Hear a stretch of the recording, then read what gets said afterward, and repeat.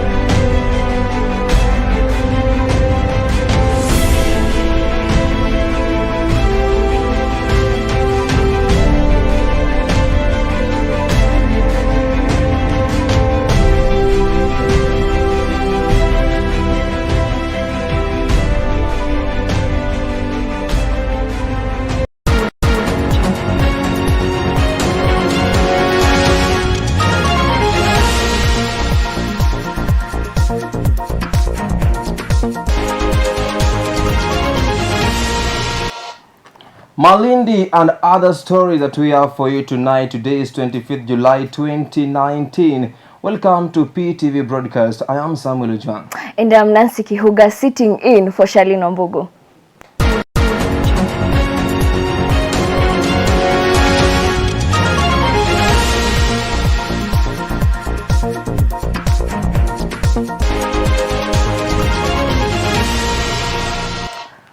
On to our top stories.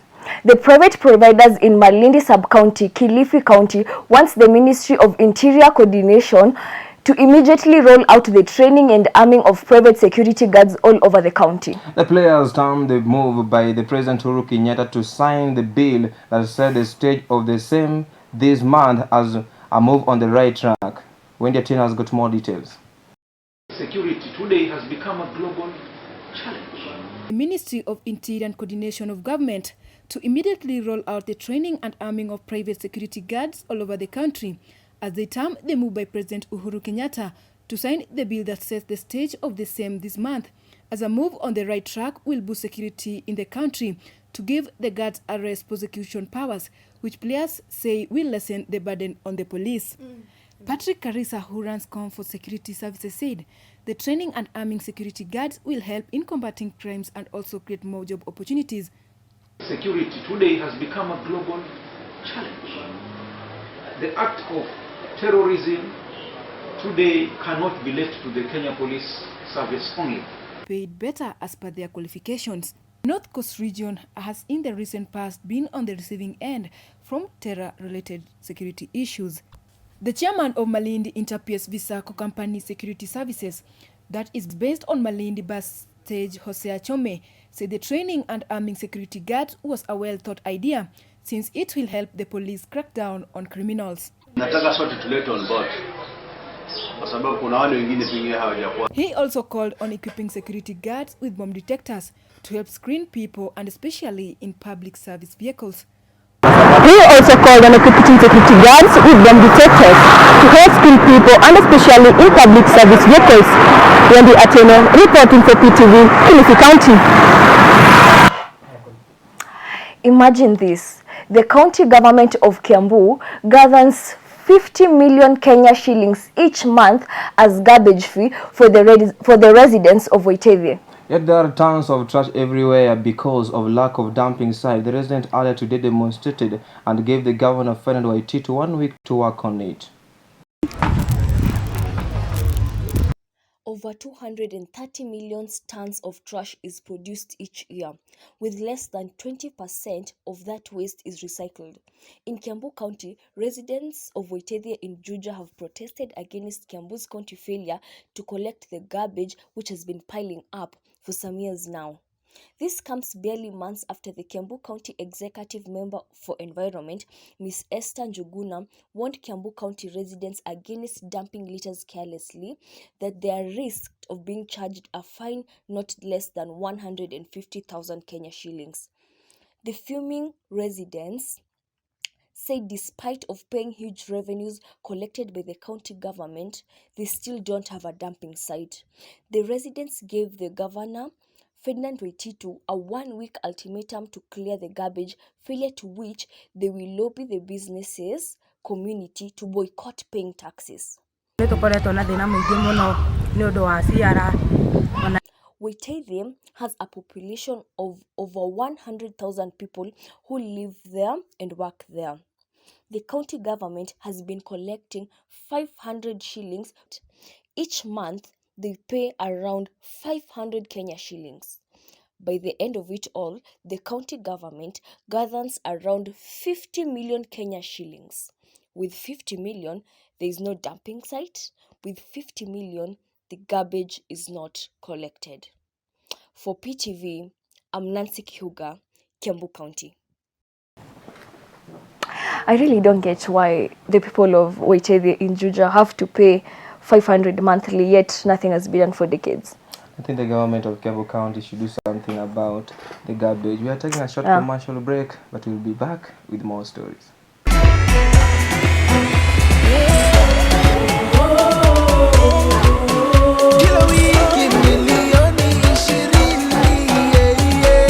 Shabiki Jackpot Mbao ya kupa fursa ya kushinda shilingi milioni 20 kila wiki. Cheza sasa. M-Pesa 20 bob kwa nambari 290063, account number SJM#auto. Kwa walio na miaka 18 na juu pekee. Sheria na masharti kutumika. Shabiki Jackpot Mbao, ni zamu yako. Welcome back. Residents in Juja are now struggling to get clean water as the water supply points in the area have been cut off. They are fearing that the outbreak of waterborne said that might be led by water from private vendors which is untreated. Let's get full story from our lead reporter. Residents of Molo village in Juja have decried prevailing acute water shortage following the disruption of supply water points by vandals. Taps have remained dry for 2 weeks now after the supply line from Thika Water Sewerage Company was disconnected at Vincente Catholic Church and machinery stolen by criminals. The residents are now forced to purchase water from private boreholes and water vendors who charge them between 20 and 50 shillings per jerrycan. Most heat is on hospital and schools that operate in the village.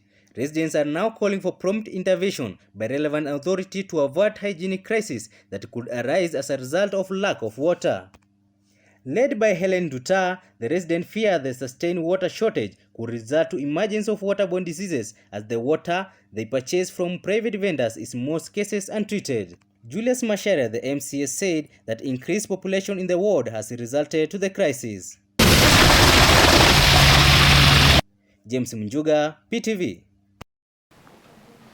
Northeastern Region Commissioner Mohammed Bikir said that it is no longer a business as usual for non-performing chiefs and the assistants in Garissa County. He singled out Garissa, Ijar, Hulugo, Fafi and Dadaab as areas where cartels have taken over and were taking advantage of vulnerable and suspecting Kenyans.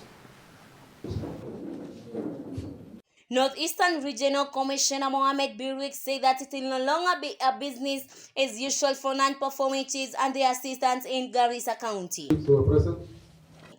While addressing administrators drawn from the entire county at the government guest house insecurity meeting, Birwik said that the era of choice drawing their salary without qualifying for the same is long gone.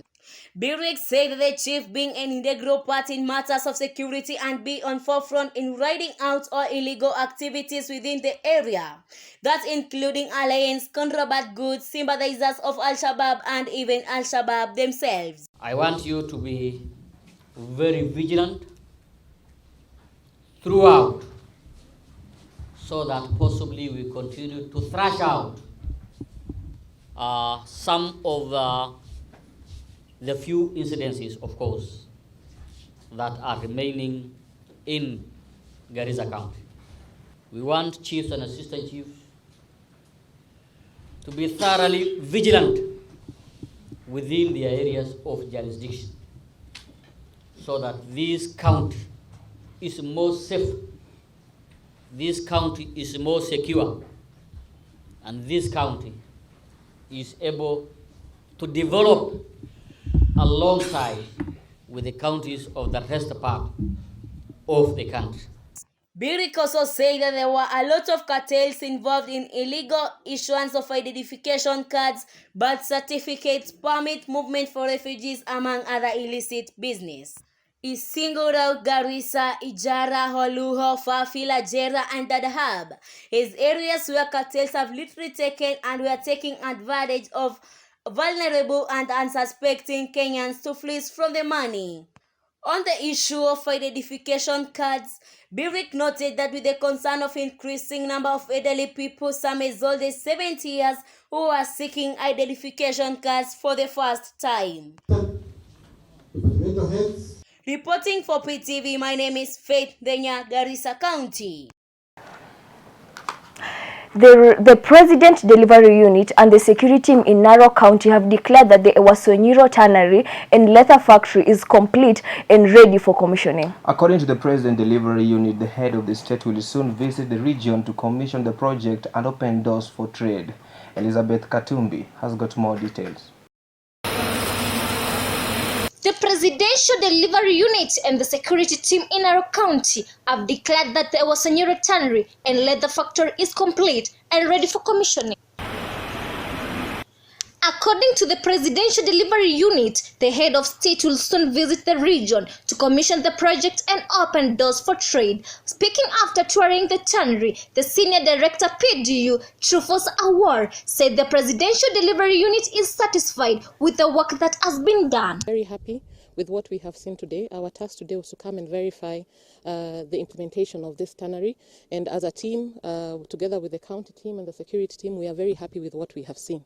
And so we are just reaffirming our support to Ewasonyiro and the people of Narok in all the quests to make sure that this project actually is a national flagship project, and it is contributing directly to the Big Four agenda. Narok County Commissioner Samuel Kimiti said the tannery will be a game changer to the economy and trade in the region once it is commissioned by the President. He called on private houses in the area as there is shortage of housing. To be very precise, I'm very excited because of what I have seen. This is my first project I'm visiting in this county since I was posted here 2 weeks ago. And what I've seen, as far as I'm concerned, this is going to be a game changer in the sense that it has a direct connection with the farmers. I'm meant to understand that before the construction of this industry, the farmers here were wasting their hides and skins, and therefore they were not making money out of the skins or out of their livestock.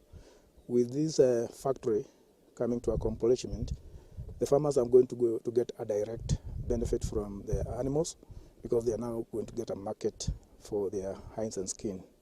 Samuel Lupros, the Chief Executive Officer at Ewasonyiro South Development Authority, expressed that the factory is currently operating at 15%, but after the commissioning by the President, it will operate at full capacity. Elizabeth Katumbi, PTV, Narok County.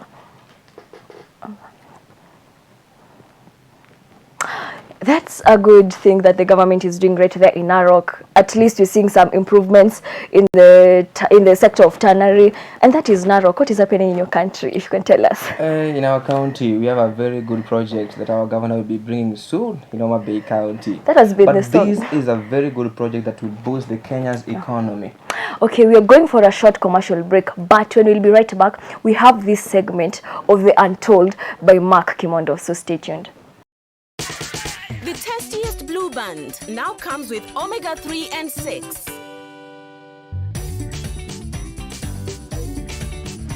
So important for kids' growth and development.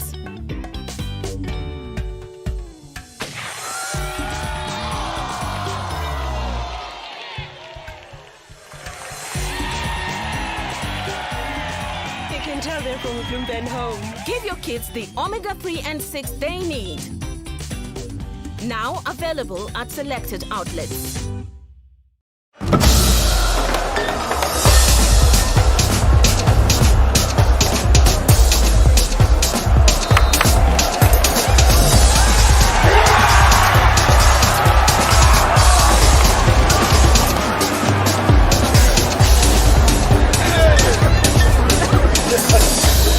win a chance to meet football legend Rio Ferdinand. Text code to 22110 plus over 50 million shillings in prizes to be won. Welcome back. As promised, we have a new segment, The Unexposed by Mark Kimondo. Yes, we got you an exposed story. Friends and relatives of a man allegedly beaten to death by police officers 2 weeks ago caused drama in Isiolo town yesterday as they held protest along the busy Meru-Isiolo highway while carrying a casket. Mark Kimondo has got more details on this particular story.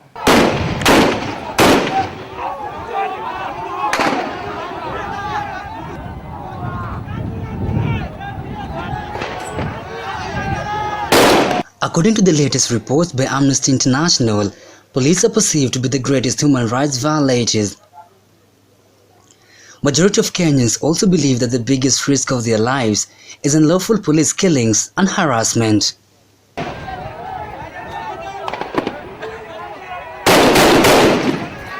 Well, the report further shows that 1 out of 10 Kenyans say they have experienced rights violation at some point in their lives, and 1 in 3 Kenyans has seen or heard about unlawful killings by the police officers in the last 6 months down the line. The police brutality that saw the 39-year-old Patrick Gitonga dead has sparked demonstration alongside Meru-Isiolo highway, where friends and relatives of the late want justice to be conveyed. The unstoppable crowd said that the late 39-year-old Patrick Gitonga could be taken to a court of law if indeed he was a criminal. They also noted that the post-mortem examination results proves that Patrick was in good health during his death. Aligongwa kichwa na kifaa mbutu, damu ikaganda kwa kichwa ikaenda ikasukuma ubongo, ndio hakuweza kubreathe. Mpaka anapona na sukari, wakati unaona hii mtu amezimia na still unazidi kumpiga. Haiwezekani. Na baada ya kumpiga pia unamleta hospitali kumaliza evidence, unapiga pingu. Si tuko na hiyo picha, kama unafikiria hatuna hiyo picha, tuko na hiyo picha. Mpaka saa hii Patrick aliuawa na hakuna hatua yoyote imeshukuliwa na serikali, wakati watoto wake wamelia na wale wasikari walihusika na hiyo kitendo bado wako huru. Moses Owiti had earlier denied culpability in the death of Gitonga, insisting that the deceased turned violent and overpowered the 4 police officers, who then sounded an alarm that brought the sergeant crowd to their aid, who by mob justice beat Patrick Gitonga down, who later on succumbed to the mob justice. The protesters, however, dismissed Owiti's claims, arguing that an armed person could not overpower 4 trained armed police officers. Na askari walikuja wakafungua kwake, tulijaribu kuitisha hizo funguo, hata wa sasa hatujazipata. Kuna mambo ya report ya postmortem. Hiyo report ni shinda tulileta ndio tupewa, hata hiyo walikuwa anataka nao. They called for speedy investigation by Independent Police Oversight Authority and urged the government to take action on the involved police officers so as to ensure justice for the family of Patrick Gitonga. Yule OCS aliyekuweko huko Nchero wakati kijana aliuliwa wa shule, ndio the same OCS yako hapa Isiolo. Kwa hivyo huyu OCS anashirikiana na askari wengine wote ndio waue raia. Kwa hivyo tunataka serikali ifuatilie. Tunaomba DCIO na hao wengine wote haki mpaka Inspector General mpaka haki ipatikane ni nani mwenyewe. Well, the body of the victim was later on laid to rest at Timau in Meru County, where else the angered residents want justice to be conveyed for the family and relatives of the late Patrick Gitonga. Mark Kimondo for PTV, an exposed story. I don't understand why they're using a casket. There's so many things they can use, stones, but they chose a casket. It is a sad story. Yes, indeed, it is a sad story. And from us, the PTV here, we want to wish you a lovely night and thanks for watching. I'm Nancy Kihuga. I'm Samuel Ojua. Till next time, God bless.